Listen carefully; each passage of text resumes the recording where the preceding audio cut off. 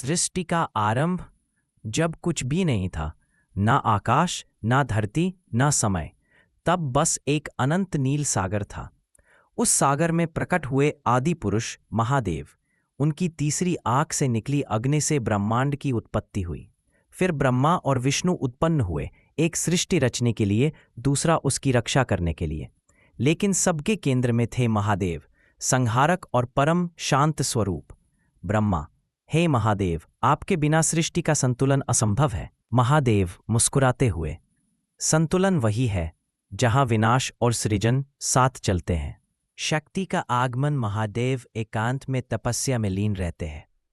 देवता और असुर दोनों उनकी शक्ति की कामना करते हैं। इसी बीच पर्वतराज हिमावन की पुत्री सती जन्म लेती है, जो खुद आदि शक्ति का अवतार होती है। वो महादेव को देखकर पहली बार मुस्कुराती है और पूरा कैलाश जैसे प्रफुल्लित हो उठता है। धीरे धीरे उनका प्रेम अमर हो जाता है। दक्ष का अभिमान: सती के पिता दक्ष प्रजापति महादेव के विरुद्ध है। उन्हें महादेव का वेश, उनकी साधुता और उनका वैराग्य पसंद नहीं। फिर भी सती महादेव से विवाह करती हैं। दक्ष अपमानित महसूस करते हैं, बदले की भावना मन में रखते हैं। दक्ष: वो तो श्मशानवासी है, मेरी कन्या उस योगी से कैसे विवाह कर सकती है। सती: पिता, श्मशान में रहने वाला वही है जो मृत्यु को भी जीवन दे सकता है। दक्ष एक विशाल यज्ञ आयोजित करते हैं, लेकिन महादेव और सती को आमंत्रण नहीं भेजते। सती अपने पिता के सम्मान में स्वयं जाती है। वहां दक्ष महादेव का अपमान करते हैं।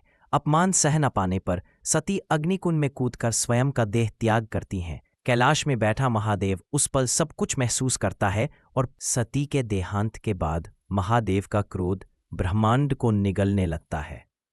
वो वीरभद्र और भद्रकाली को उत्पन्न करते हैं, जो दक्ष के यज्ञ को नष्ट कर देते हैं। महादेव सती के शरीर को लेकर ब्रह्मांड में घूमते हैं। हर स्थान जहां सती का अंग गिरता है वह शक्तिपीठ बन जाता है। वो तांडव नृत्य करते हैं, जो सृष्टि संहार और सृष्टि का पुनर्जन्म दर्शाता है। पार्वती का जन्म: हिमालय के घर में पुनः जन्म लेती हैं सती, इस बार पार्वती के रूप में। वो जानती हैं कि उनका भाग्य महादेव से जुड़ा है। वो कठोर तपस्या करती हैं। हजारों वर्ष बीत जाते हैं। अंततः महादेव उनकी भक्ति से प्रसन्न होकर कैलाश पर देवताओं और ऋषियों का जमावड़ा लगता है। महादेव और पार्वती का विवाह सृष्टि का सबसे पवित्र क्षण बन जाता है। देवता, गंधर्व, अप्सराएं सभी गान करते हैं। विष्णु स्वयं कन्यादान करते हैं। यह मिलन शक्ति और शिव के पुनर्मिलन। पार्वती के आदेश से गणेश जन्म लेते हैं। महादेव जब उन्हें दरवाजे पर रोकते देखते हैं तो उन्हें पहचान नहीं पाते और क्रोध में उनका सिर काट देते हैं। फिर पार्वती के दुख को देखकर वे गणेश का सिर हाथी का लगाकर उन्हें पुनर्जीवित करते हैं। फिर कार्तिकेय का जन्म होता है, देवसेना के सेनापति के रूप में। ये परिवार प्रेम, बलिदान और कर्तव्य का केंद्र बन जाता है। समुद्र मंथन: देव और दैत्य अमृत प्राप्त करने के लिए समुद्र मंथन करते हैं। जब विष हलाहल निकलता है तो कोई उसे नहीं संभाल पाता। पूरा ब्रह्मांड विनाश के कगार पर होता है। तभी महादेव प्रकट होते हैं और विष पी जाते हैं। उनका गला नीला हो जाता है और वे नीलकंठक कहलाते हैं।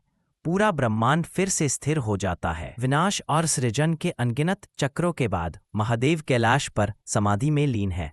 पार्वती उनके पास है, नंदी उनके सेवा में। वो मुस्कुराते हैं क्योंकि उन्हें पता है कि ब्रह्मांड चलता रहेगा। जहां भी संतुलन बिगड़ेगा वहां शिव पुनः प्रकट होंगे। महादेव: मैं हूं आरंभ भी और अंत भी। मैं ही सृष्टि हूं, मैं ही शून्य। जब तक समय है शिव हैं,